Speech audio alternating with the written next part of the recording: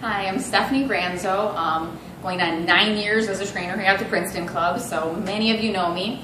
And even more so, many of you know my 6-year-old son, Riley, who thinks he owns this place. And we are going to be doing a Walk for Autism coming up real soon here in June. I really hope that all of you decide to participate in that. It is something extremely dear to my heart, and I'm going to choke up when I do this. Because my son is autistic, and it has been the biggest blessing in the world, as any parent with an autistic child knows, and we didn't see this coming at all. It really blindsided us. So some of you know my story, some of you don't. I'm going to give it to you real quick here. But when Riley was 15 months old, he was a neurotypical little boy.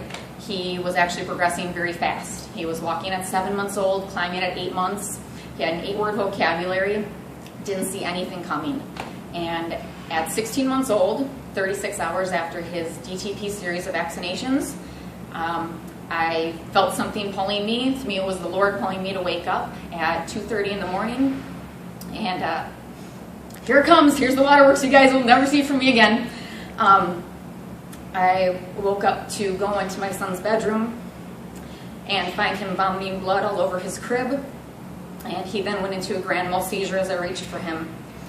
Called the EMTs, and on the way to the hospital, they estimate he had over 11 seizures. And that began our battle with what I immediately knew was autism. Everything from leaky gut syndrome to where skin would be removed from his backside instantly, to constantly vomiting blood, severe allergic reactions to many foods.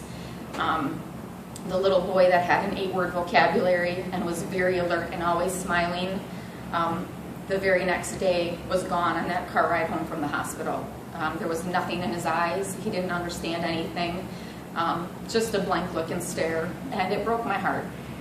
But those of you who know me know that I am the don't take any garbage trainer here, and I wasn't going to take anything other than my son getting healed. So I set out on a path of hyperbaric chamber treatments and methyl B12 injections and revamping his diet and speech and occupational therapy.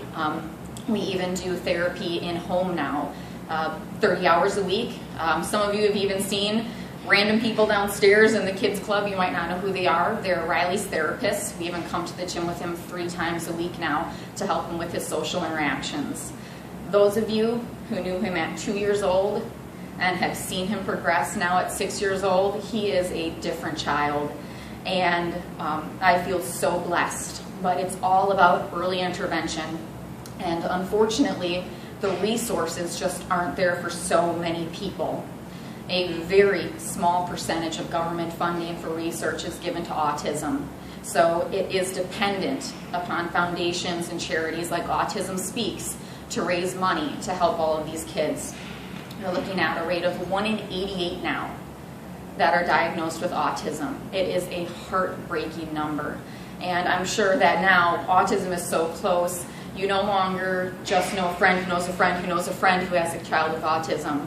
Autism is pretty much in everyone's family tree somewhere. So the only way to stop this is to find that way to donate, to help these foundations that will do research, that will help aid families with education, and hopefully one day help us find a cure for this very, very horrible and heartbreaking disease that has reached out to so many children. Like I said, Riley is doing amazing now. We are 2 years seizure-free as of November, 1 year seizure-free, no meds.